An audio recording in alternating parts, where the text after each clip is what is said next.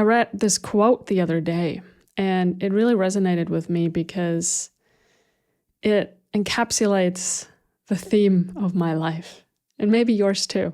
Anything you can't control in life teaches you how to let go. Yeah, I want to talk about radical acceptance today, which is something that, I had to learn the hard way so many times, especially also very recently. This is a broken arm. Actually, it's a broken wrist. And it happened very recently, about 2.5 weeks ago now, almost 3 weeks ago, actually. And it's been so frustrating. And it continues to be frustrating. And nevertheless, it's an experience that's teaching me a lot. And so I take this as an opportunity to explore the topic of radical acceptance, of letting go, of surrendering in this video or podcast, depending on where you're listening. But I want this to be more like a freestyle get together here. So maybe you want to grab a cup of tea and make yourself comfortable. I got some.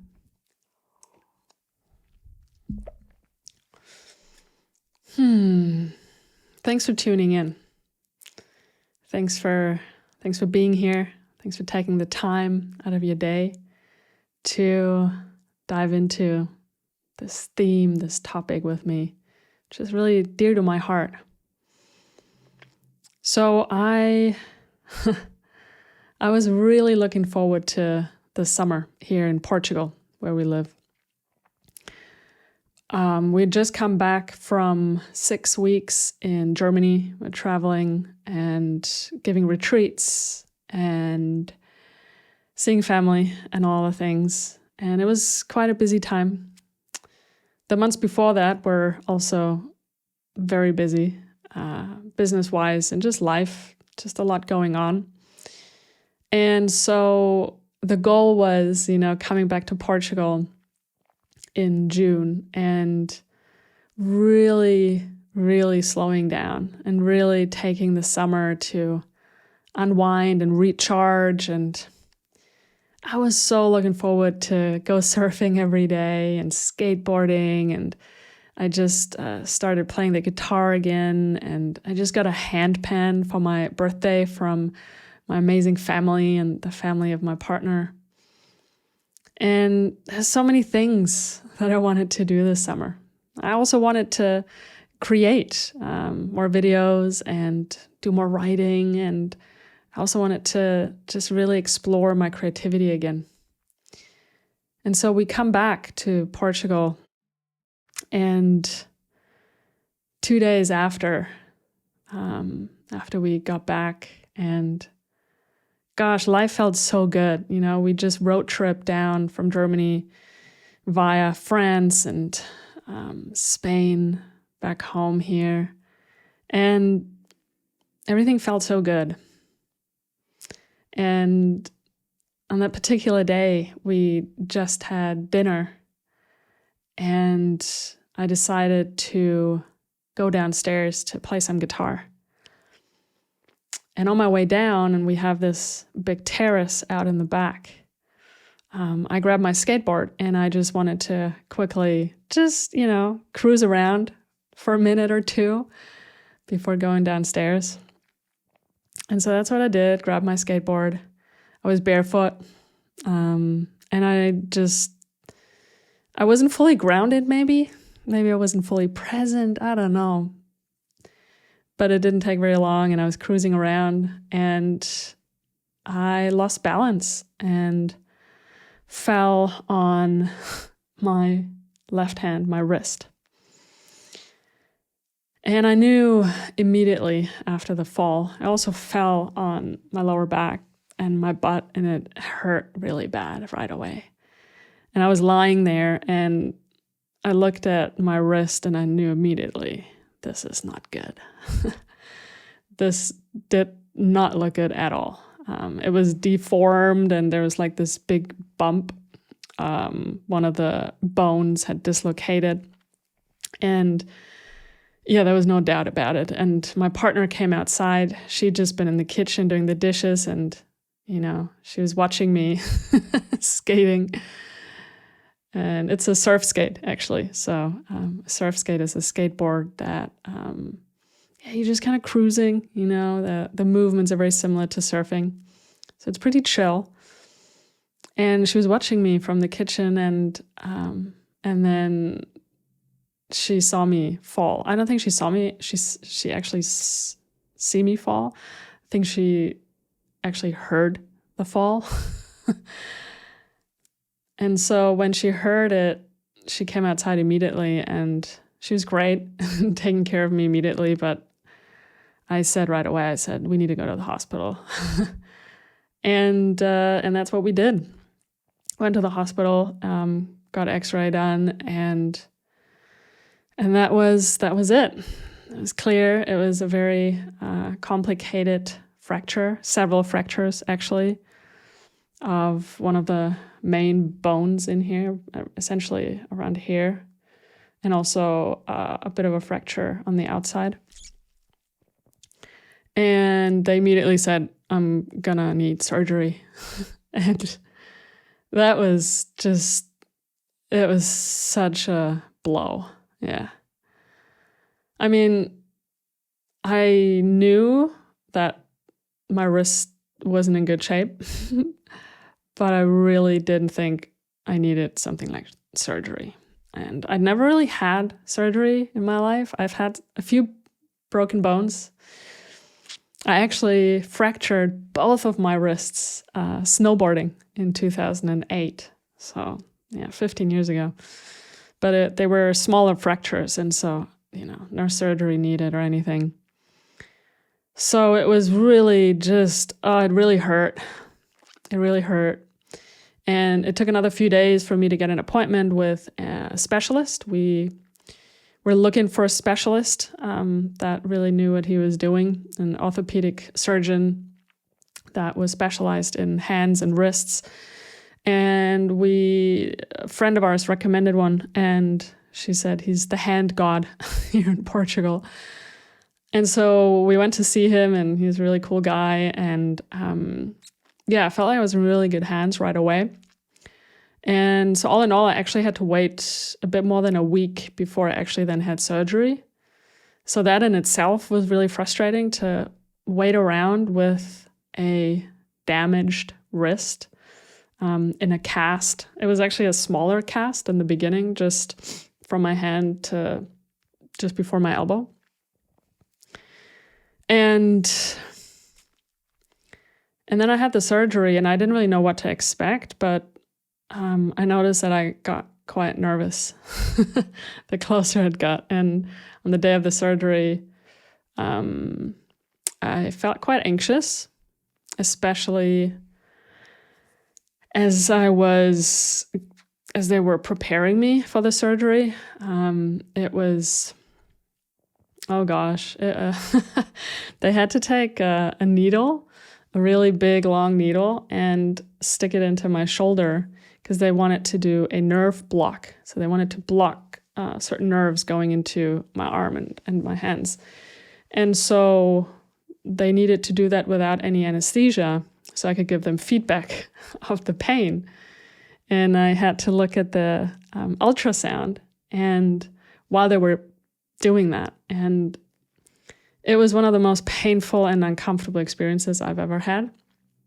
And then also the feeling of the arm going completely numb, which, maybe when at night, when you're sleeping and you wake up and you notice that maybe you had your arm up here and it just completely fell asleep, that feeling when like your arm is completely limp and you can't move it and you kind of, you feel like it's not a part of you anymore.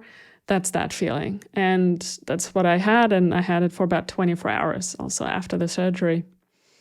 So I couldn't move my fingers anymore after about 30 minutes or so. And then they yeah, they got me ready and rolled me into the OR. And that was something. I was really nervous. I was using my breath. All I could do in that moment was breathing in and then long exhales out the mouth. But it turns out I was really lucky. I had this really awesome anesthesiologist, and she got me in conversation, and then she was like stroking my eyebrows and my forehead, and really, like, she asked me whether I was anxious and nervous, and I said yes. And, I could tell that she was really doing her best to help me stay calm, and, and then you're gone. And then I woke up, and, that day and the day after, there was just so much pain, and it was so uncomfortable not being able to feel your arm or your hands, your fingers. And just the pain, the sheer pain after that nerve block wore off. And then the pain just went from 0 to 500. It was really intense. And the painkillers didn't really do much. I took a bit of CBD oil that helped to take the edge off. And all I could do for a couple of days after the surgery, but also actually after I had broken the wrist, initially it was just taking painkillers and watching YouTube or Netflix to just dissociate from the pain. So that was that. And then slowly, and then also I got this big cast all the way up above my elbow, which is it's a lot more cast than I'd expected to have, but here we are.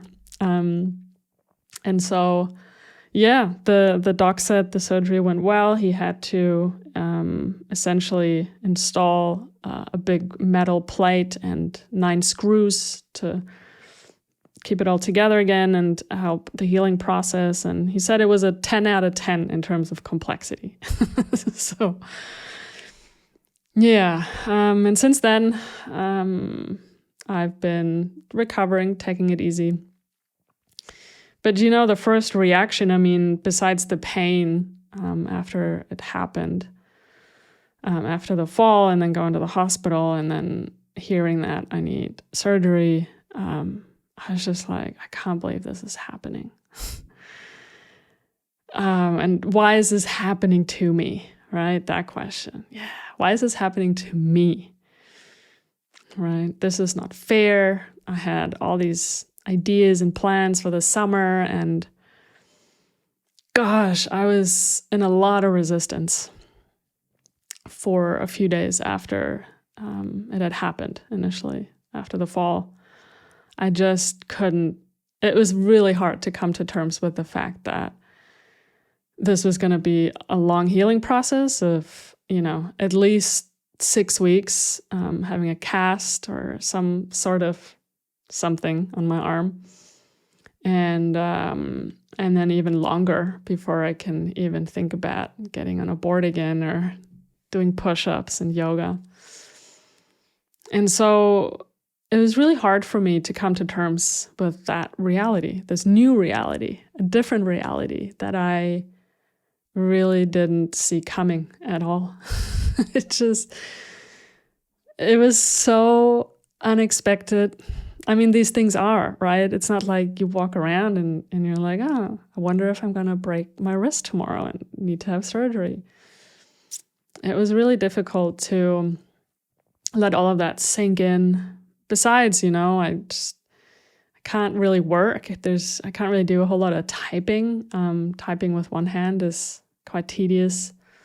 And the interesting thing that happens in those situations, when something like that happens, an emergency, suddenly anything you thought that was important, anything that was on your to-do list, anything that stressed you out before, anything you thought you needed to do, it all suddenly loses its importance. Nothing matters anymore except what's here right now. The pain, taking care of the pain, taking one step after another. And it was difficult to surrender to that. But it's not like I had a choice, right, in these circumstances.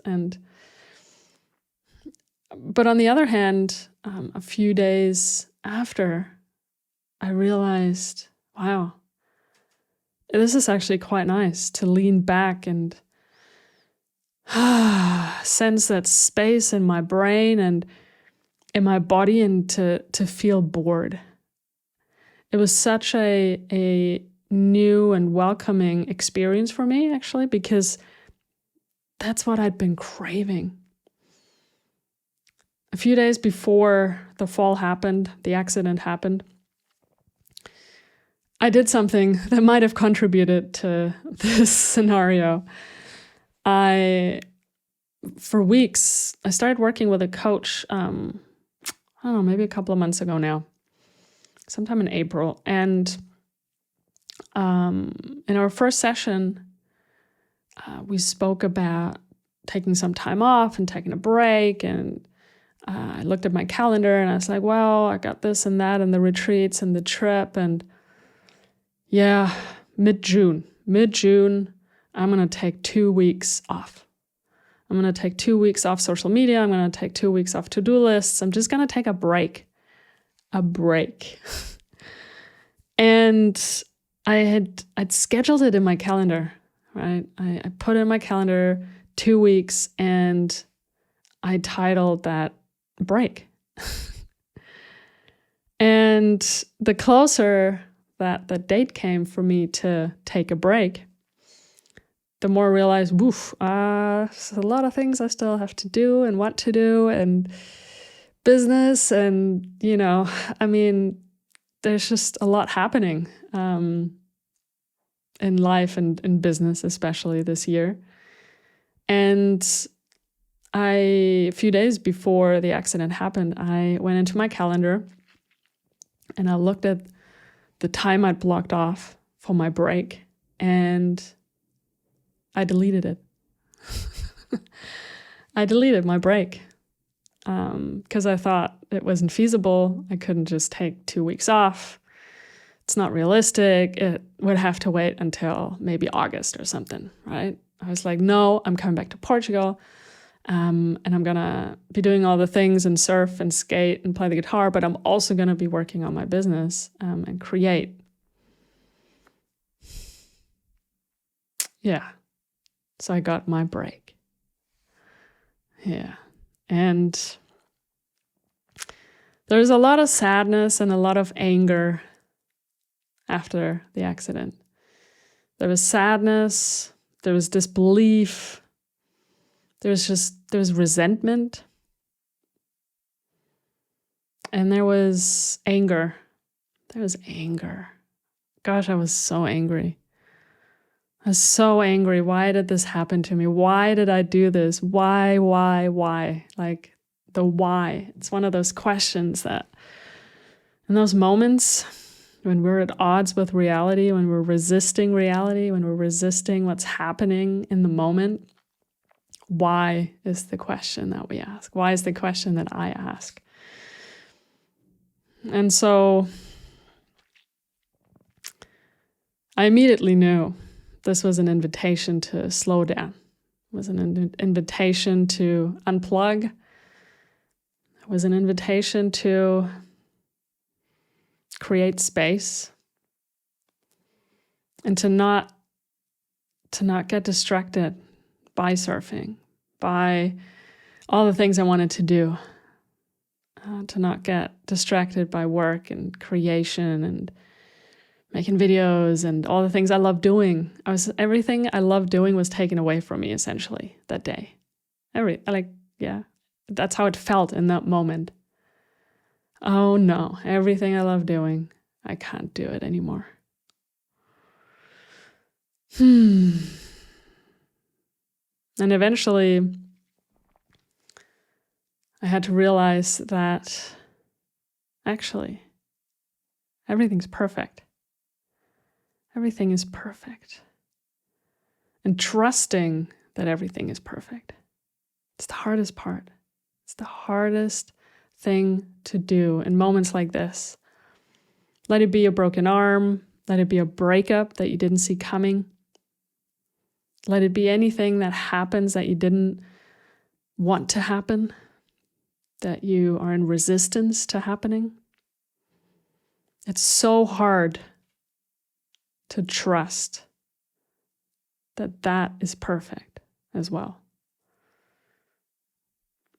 And it took a bit for me to get to that place. And it's not the first time I had to get to this place in my life.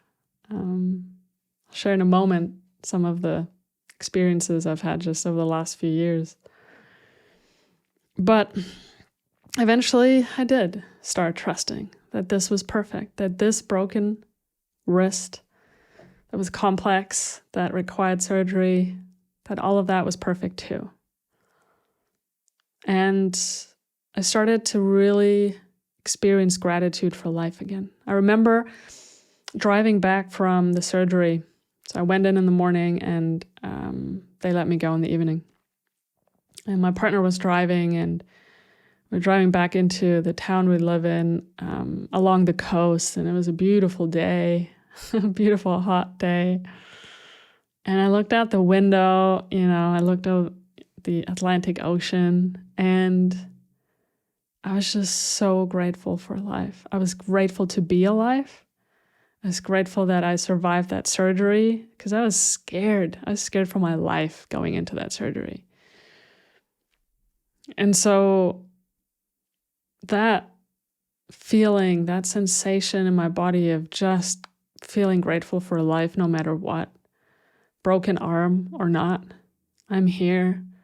I live in this beautiful place with my amazing partner. We have this amazing little puppy dog, Tony. We have everything we need and more. Yeah, there's things that are not going according to plan as well.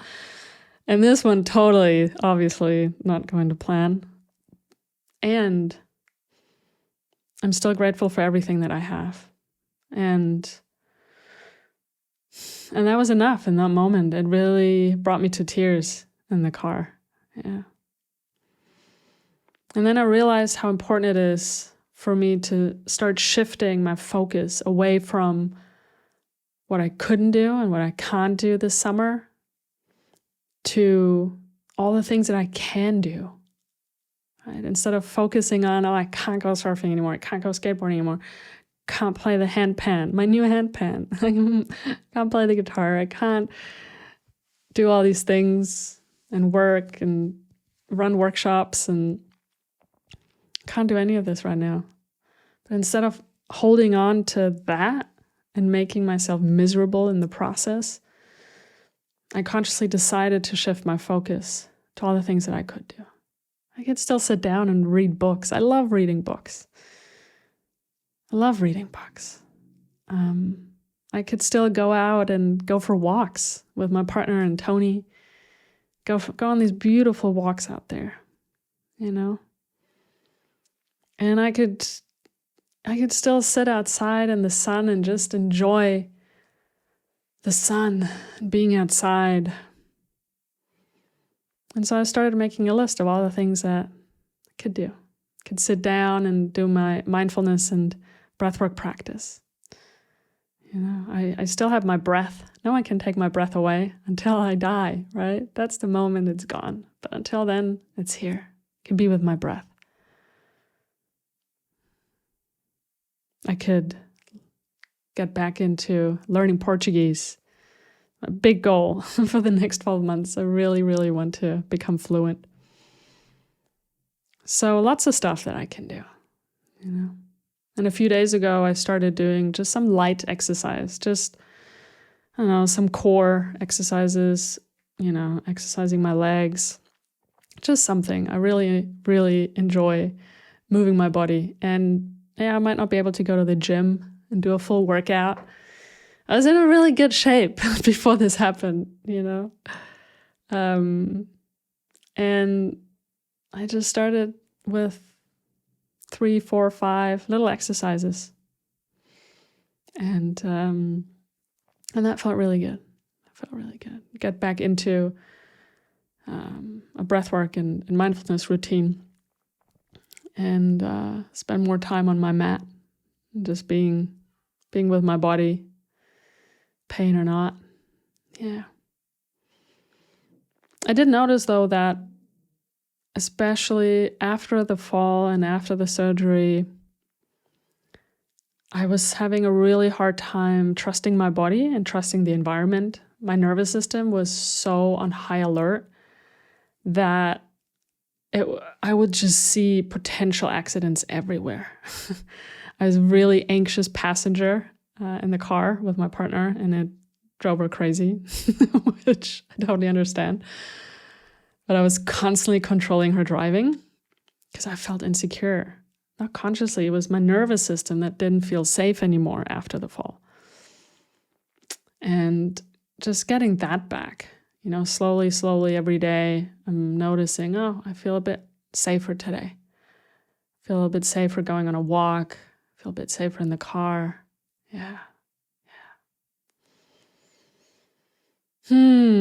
So when things unexpectedly don't work out, or they unexpectedly just happen out of nowhere, things happen that you don't want to happen, like an accident, or maybe get a diagnosis. And I mean, my broken wrist, it just stands for millions of things that could happen, right? That just knock us off our feet, that disappoint us, that make us angry and sad. I mean, I had a fair amount of breakups in my life, and many of them came out of nowhere. The final breakup always came out of nowhere, right? And oftentimes it was so hard to deal with. I was at war with reality. I didn't want to accept it. Why is this happening to me? Why?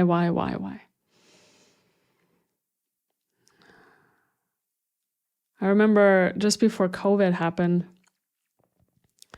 I had plans on where to move. I wanted to finally sort of settle down in a country that at the time I'd spent a lot of time in, too much time, actually. This was a few months after a breakup, and that hurt. But I still wanted to move to that country. And it turns out the country didn't want me to move there because I'd spent too much time there. On arrival, I had visa issues. They wouldn't let me enter the country. Well, they let me enter the country. They kept my passport. I had about 3 days they gave me to sort out my stuff and then get back on the next plane back to Europe, to Germany at that time.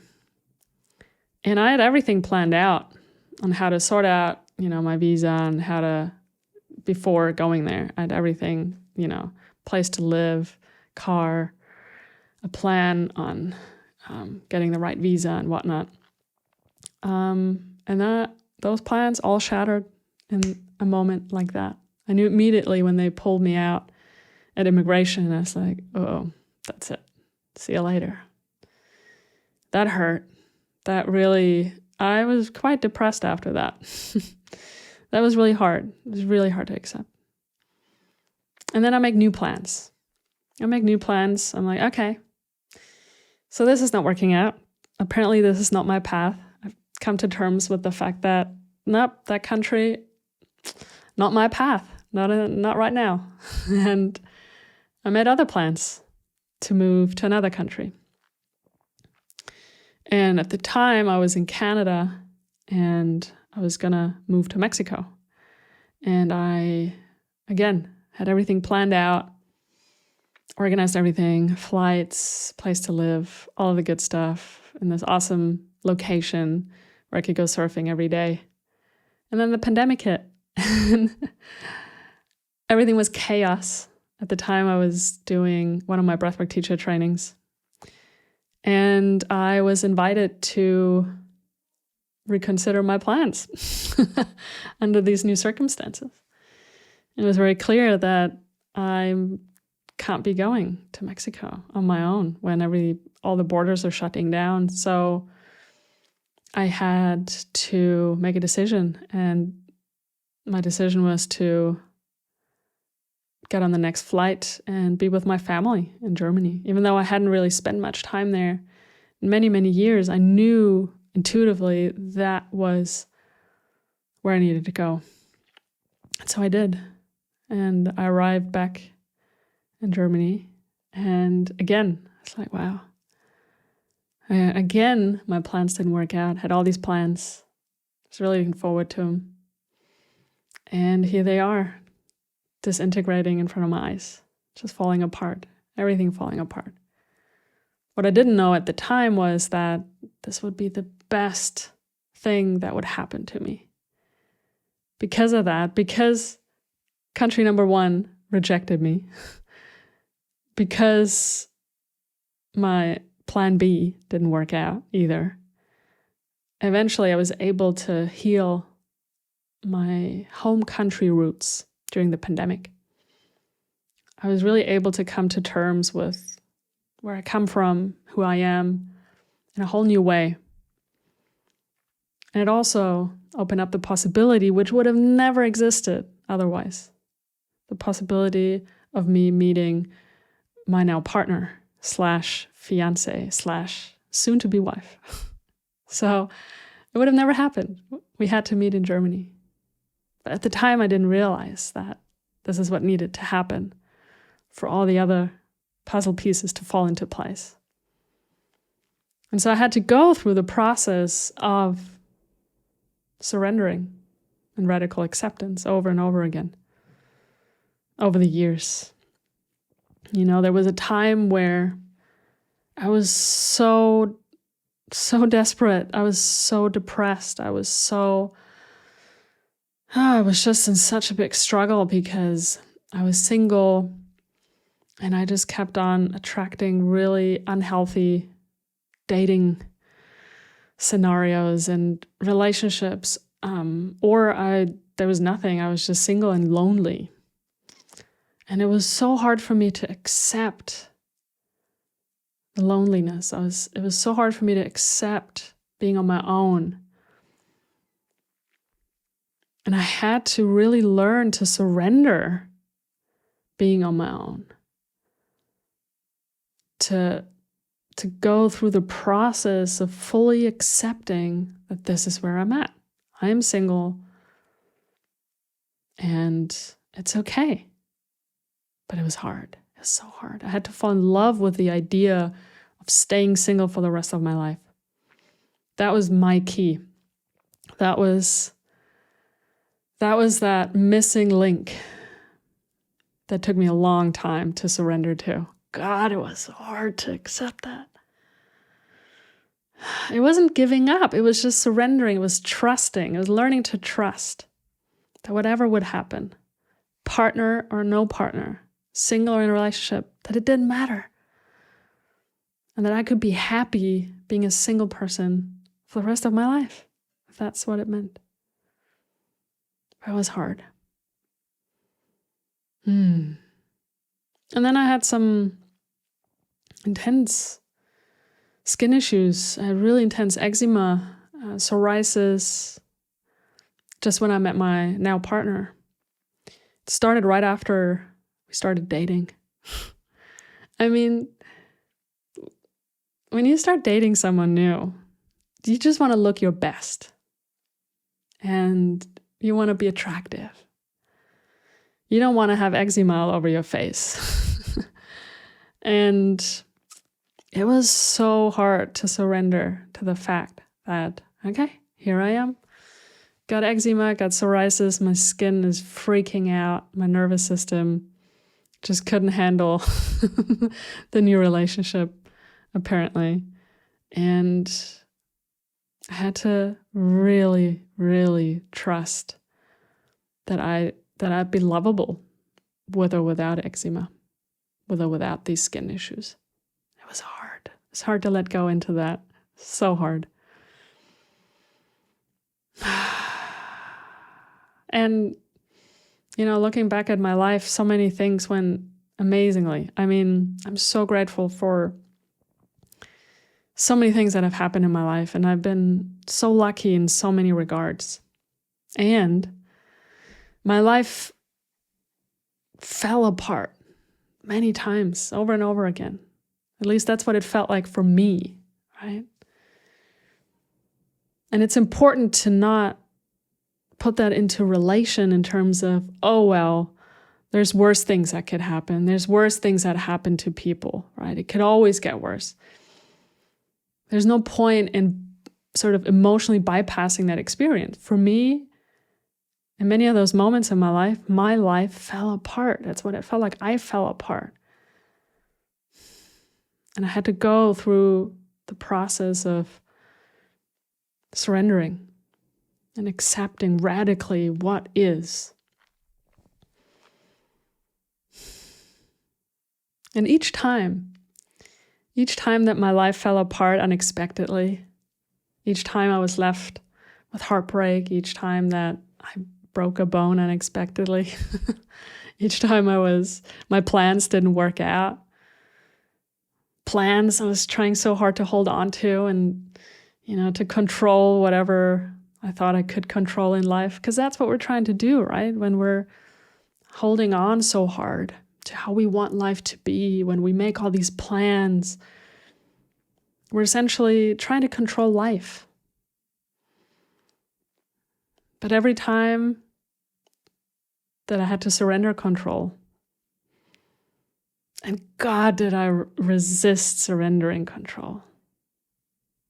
But every time I did, I learned to let go a little more.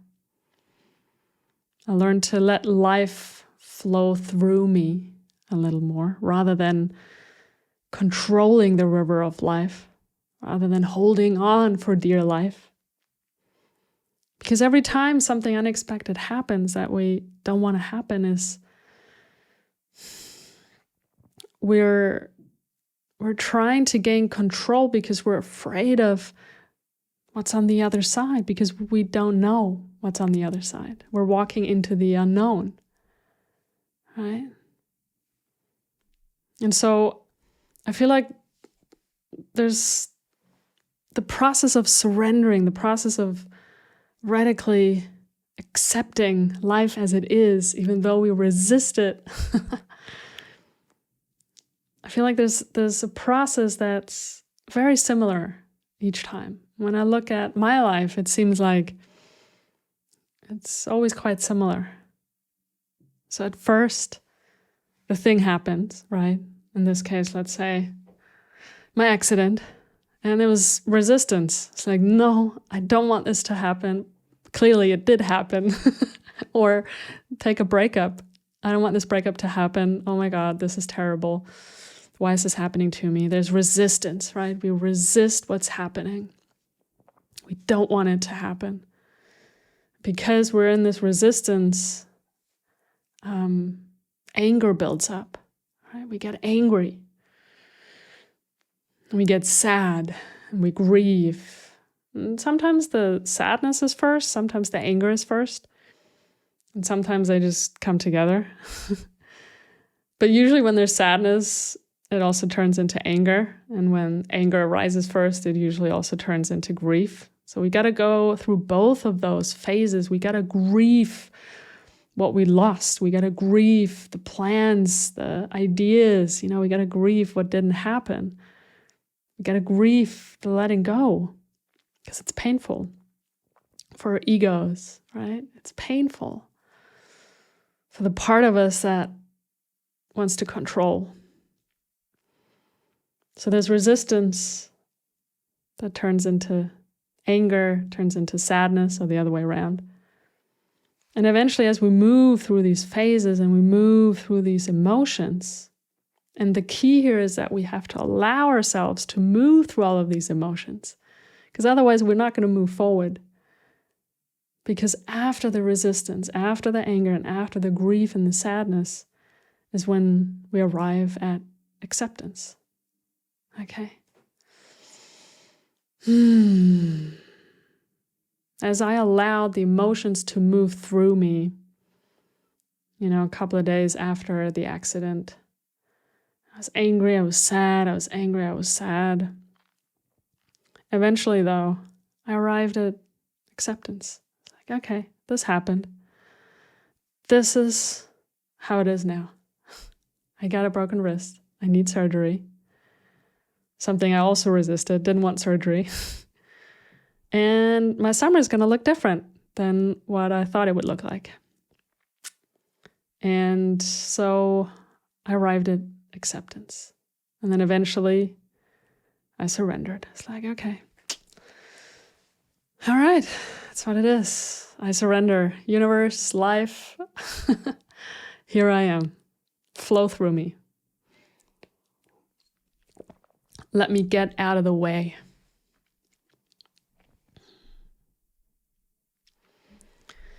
And so my question for you right now is, considering that what we resist persists, right? The more we stay in resistance, the more the thing that we resist will persist. It's kind of like one of those laws of life, laws of the universe. What are you resisting right now? What do you really want to happen? What happened and you just have such a hard time to let go? What are you resisting right now? In many ways, life is quite interesting and smart. how it wakes us up and how it gets us to wake up and to grow and to evolve.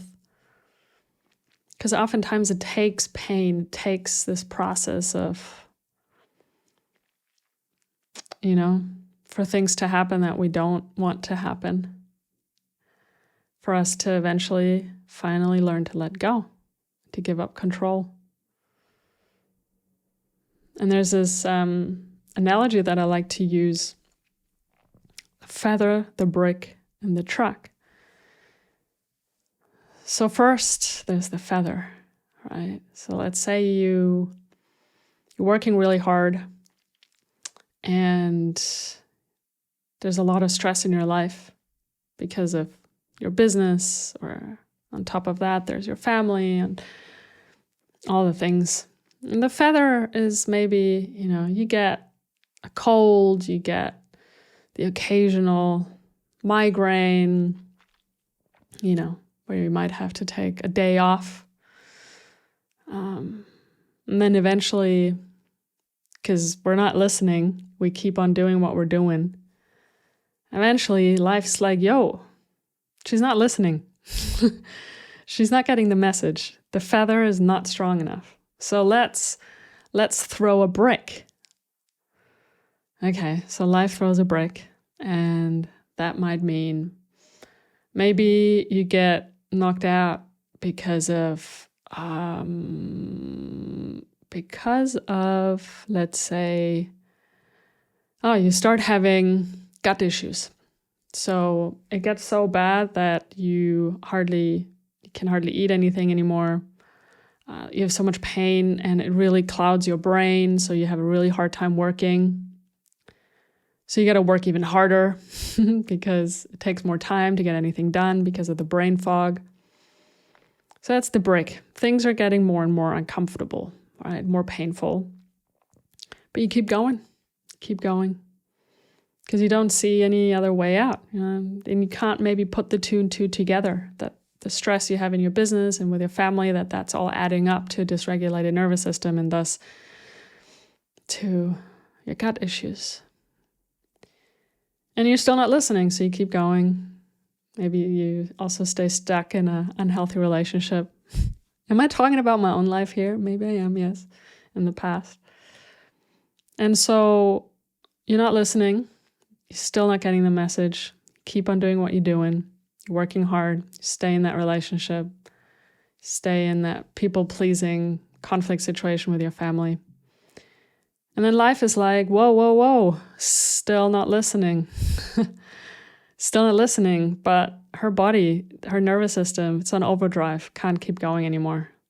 We got to send her a tougher message, an even tougher message, one that's even more painful for her to listen up and to finally make a change.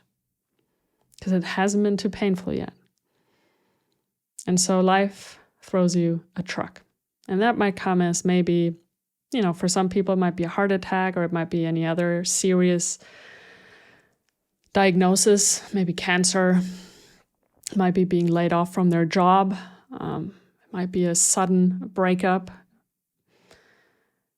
Anything that really, really rocks your world and sends you down into maybe a dark night of the soul. And it's interesting how all of that is like the message is getting louder and louder and louder until we get the message. And I didn't get the message. And then this had to happen.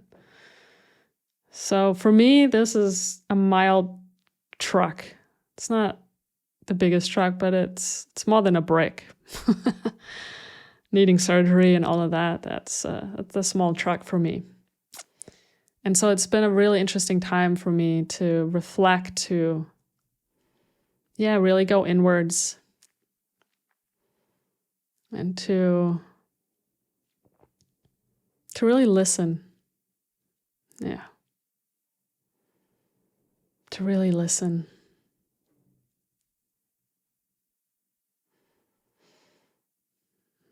And the concept of radical acceptance, which I learned about from Tara Brach, which is one of my favorite mindfulness meditation teachers. The question that she asks when it comes to things that we resist, that we don't want to happen, but that we need to learn to be with. She asks, can I be with this with kindness? Can I be with this with kindness? Can I be with my broken wrist, needing to have surgery, my ruined summer, not being able to work, just sitting around for weeks? Can I be with this with kindness? Having my partner to do so many things around the house, having my partner help me shower, cook for me, so many things. Can I be with this with kindness?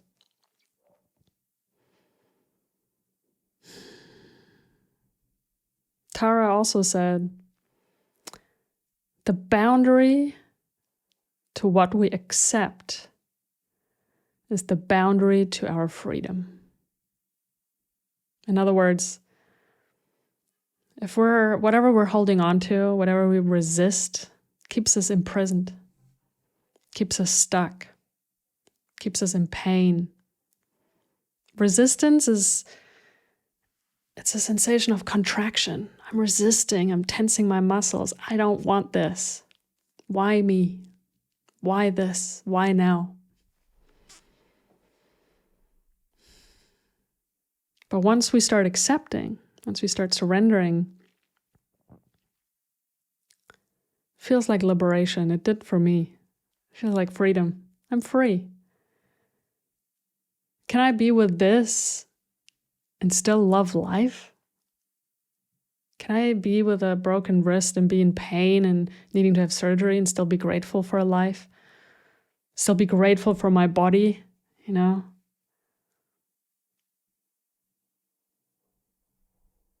When it comes, let it. When it goes, let it. Such huge lessons, I feel like, that all humans need to learn in life, come to terms with in life. It's just part of the human condition. It's part of the human experience to learn to let go, learn to surrender, and learn to accept what is unacceptable. This is unacceptable. This broken wrist is unacceptable. Well, it's broken. Yeah.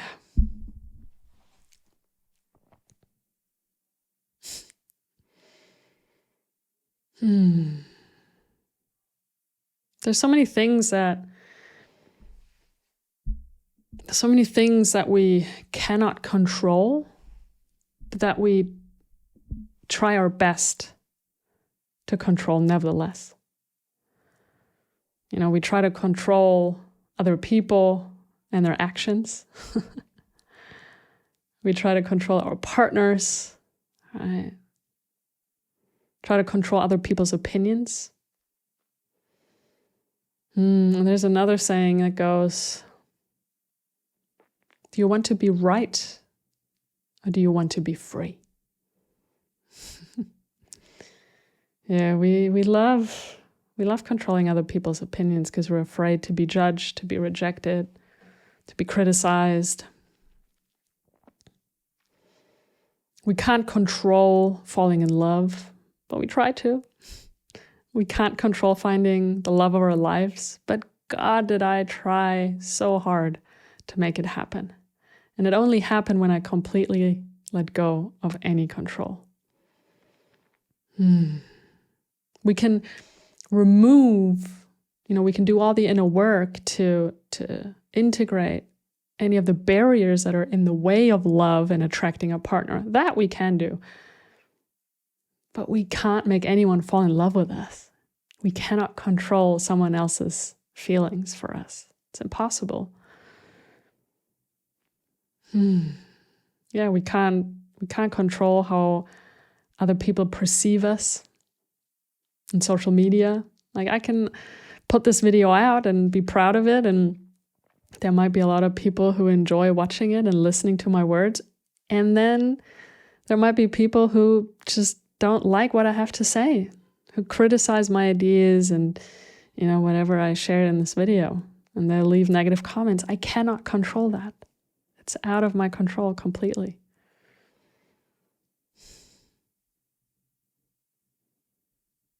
Perfectionism is another way to control other people to like us. Yeah. To control our worthiness, how the people perceive us and our creations and our work. Our appearance, try to control our appearance so that we look a certain way, so that maybe other people find us more attractive. We try to control the weather. Oh gosh, yeah. I try to control the weather at times. Try to control our past, even though there's just no way we can change the past. We can't, if we experience trauma in our lives, in our childhoods, and can't make it undone. We can heal it, we can integrate it. We can't change our past. We try to control death. Yeah, look at the health industry trying to control death, and medicine, of course, too. There's so many things I'm so grateful for in terms of modern medicine. And we live much longer than people did, a few hundred years ago. It's crazy, right? But I think a lot of it has to do with humans trying to control death. Not wanting people to die. And our own fear of death, right? Yeah, we want to control our looks, we want to control our height, our skin color. Many people go and get plastic surgery done to control every aspect of their physical appearance. So many ways we want to change ourselves in life, and all attempts at control. But when we try to control life, we're actually trying to play God or the universe. When we want things to be different, we're in resistance to the present moment. We can't accept the present moment. But life is fundamentally ever-changing. It's always changing. It's unpredictable. That is the nature of life. It's what it is. It's what we unknowingly, unconsciously signed up for when we drew the lottery ticket to be born here in this lifetime, on this planet, in human form. And control, really, it's like a self-made prison, right? Because every time that we can't control something, we get frustrated, we get angry, we're in resistance, we're resenting what's happening. And we're so We're so addicted to the familiar. We prefer the familiar to the unfamiliar. We want things at best to stay the same or in a way that we can control it. And we hold on to the familiar, to the plans that we have, because those are the plans that I'm familiar with and that I want. Because my little me thinks I know exactly what's good for me at any point in time. But really, it's life, it's the universe, it's whatever else that might have a way better idea. And I needed this to realize a lot of things. I wouldn't have chosen that consciously. Yeah, please. Can I have a broken wrist, please? We hold on to the familiar, even if it's uncomfortable, right? So many of us, we stay in situations because they're familiar, because everything else will be uncomfortable, because it's unfamiliar. Instead of opening up to the unfamiliar, opening up to the unknown, right? This for me is the unknown. The surgery was the unknown. Every breakup threw me into the unknown, not knowing what was going to happen. How was I ever going to find happiness again? And the solutions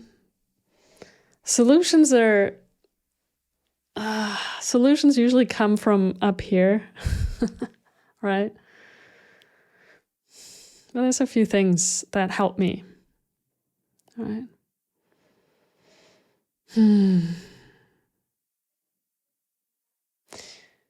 First thing is to acknowledge that life can be worth living even when there is pain. Looking at situations from parts work perspective. Whatever situation there is, a part of me is in pain, right?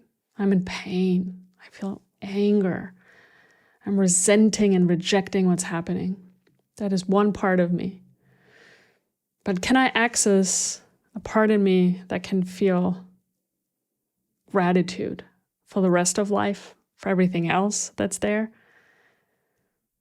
Can I access a part in me that can acknowledge that life is worth living despite the fact that I'm in pain, physically in pain, emotionally in pain? Yeah. And I find it so important to really inquire within. Because when we notice that we are stuck in a control cycle, the big question is, where and when did I lose trust? Where and when did you lose trust? What made you hold on so hard? What happened in your life, and probably a long time ago when you were really young, maybe in childhood, or maybe when you were a baby, maybe when you weren't even born yet. But what happened that made you lose trust in life?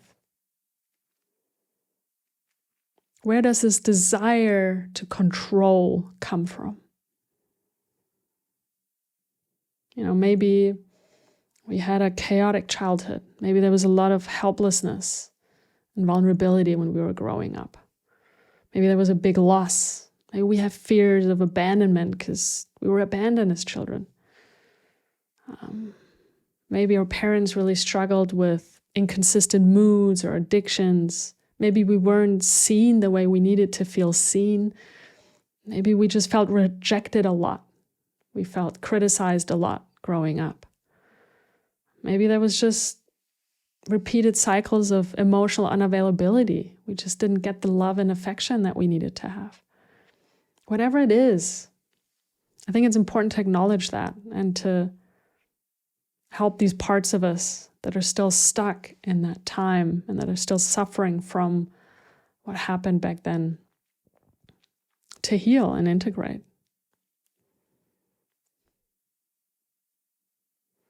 And learning to be with what is, it is one of the hardest things. It's one of the hardest things. It's not something that we can just rationally tell ourselves. When this happened, there was no way in that moment, the couple of days, I was in so much pain. I couldn't just tell myself, just learn to be what is. It just wasn't an option. It just wasn't feasible. And that's okay too.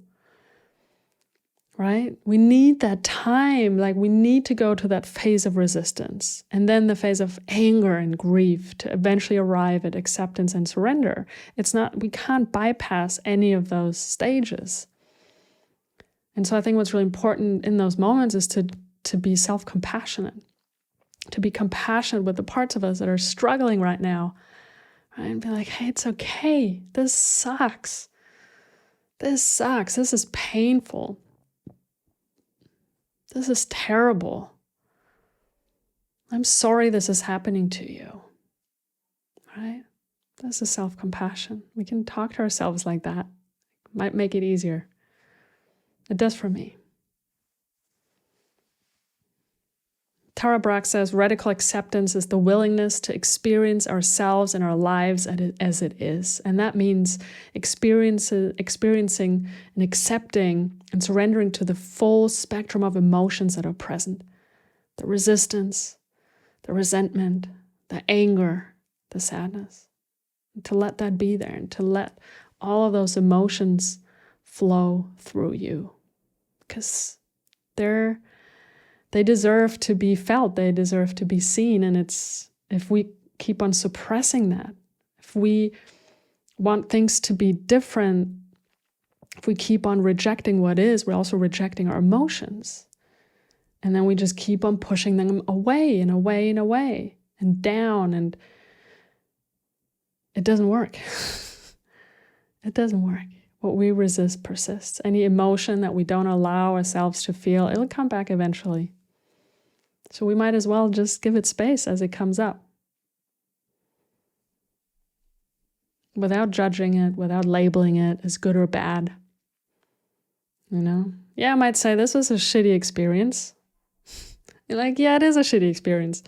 But maybe it's just an experience. Can I be neutral to the experience? To the breakup? To whatever loss I experienced? To my broken wrist? Is there a way that I can look at it without emotionally bypassing it, but to look at it from a neutral perspective? Okay, this happened. It's neither good, it's neither bad. I don't know if it's good or bad. I don't know what this is for yet. I don't know. Instead of blaming others or blaming the world and victimizing ourselves, can I go within and can I just feel what is? Can I just feel what is? And yeah, maybe it also means feeling like a victim for a while and just bathing in it, you know? Why? Like I said. But can I allow myself to just be with the anger, to fully feel the anger, to express the anger, to scream it out and yell it out and shake it out, move it out? Can I be with the grief, the sadness, the tears, the desperation? Can I just let it move through me without resisting it, without rejecting it? The fear, can I be with the fear of not knowing what's going to happen next, of not knowing how I'm going to be okay? The fear of the unknown. Can I be with that fear and hold it like a little child?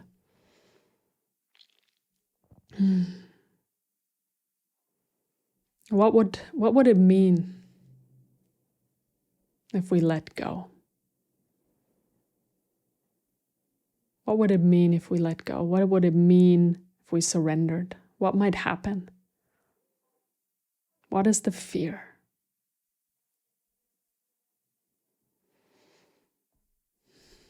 And one last thing that somatically I find is a really good exercise to practice letting go and surrendering and accepting. And that is using the breath. We can use the breath to help us in letting go, to support us as we're going through phases in our lives where,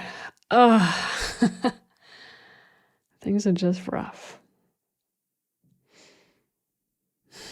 So how can we use the breath? Well, one of the best ways that I've found is to surrender the exhale. To learn how to surrender the exhale. The exhale is our letting go. That is what the exhale is.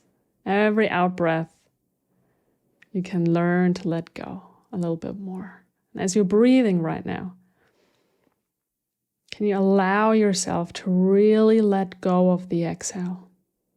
And you can even emphasize it a bit more, right? And make it bigger. So as you're breathing in, and let go of the exhale like this. And again, in. And let it go.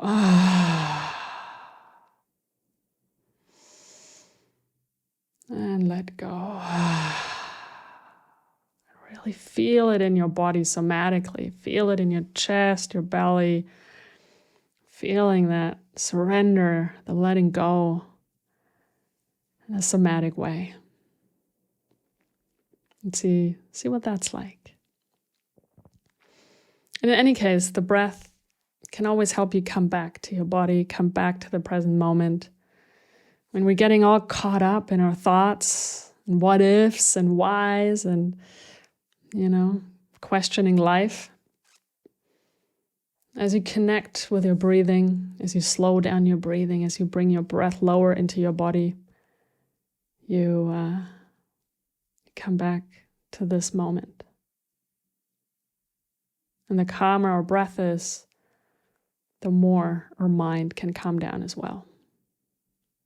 So the breath has been an invaluable tool, not just with this experience, but also over the years and all the other really difficult experiences, painful experiences, where I really didn't want to let go. But the breath was there to help me through it.